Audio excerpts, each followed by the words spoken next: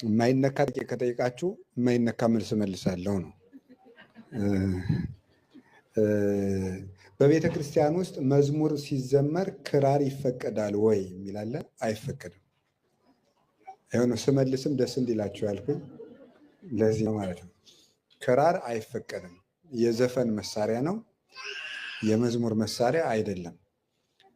በገና፣ መሰንቆ እና ከበሮ፣ ጸናጽል፣ ዋሽንት፣ አርጋኖን እነዚህ ናቸው የሚፈቀዱት እንጂ ይሄ መጽሐፍ ቅዱስ ላይ ትንቢተ ዳንኤል ምዕራፍ 3 ላይ እንደምናነበው ሶስቱን ሕፃናት 2 ወይም 3000 ምዕራፉን ወደኋላ ወደፊት ካልክ እዩት። ከሁለቱ ምዕራፍ አንዱ ነው። ይቅርታ አድርጉልኝ። ስለዚህ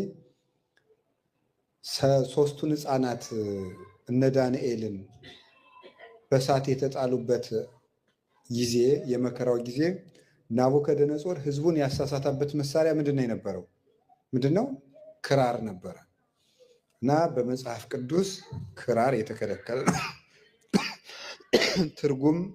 ትርጉምም የለው።